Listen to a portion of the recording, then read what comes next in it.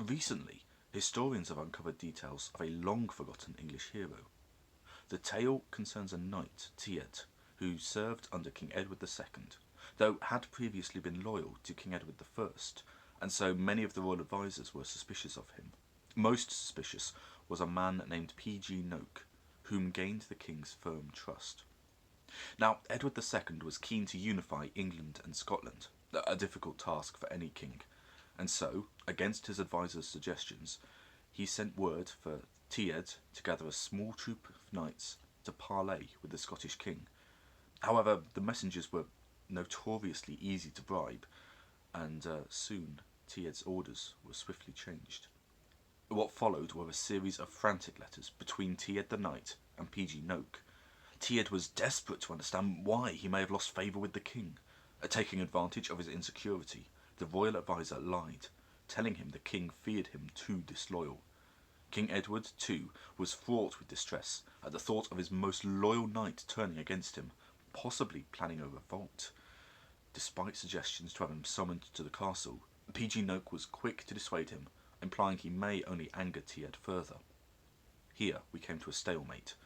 Teid was waiting for the king to agree to talk, but the king remained silent on the advice of P.G. Noak.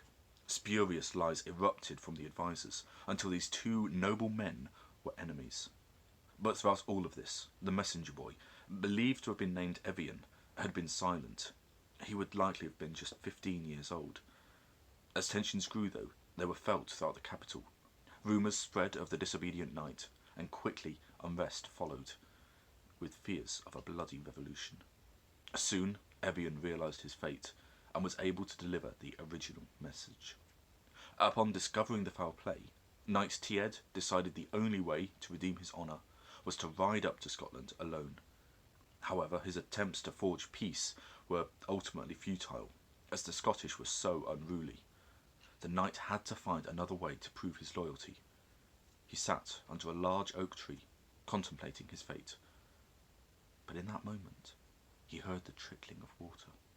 Following it, he stumbled upon an undiscovered source of water, one that seemed to flow from heaven itself.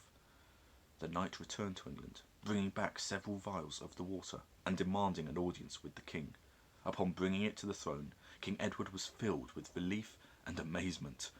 Teid explained, it comes from a mystical source, deep in the Scottish territory, and no matter how much you drink, you can never gain any weight. In that instant, the king knew that this knight Teid should go down in history. Regretfully, the court scribe had the habit of writing everything backwards, which is why to this day we know it as Diet Water.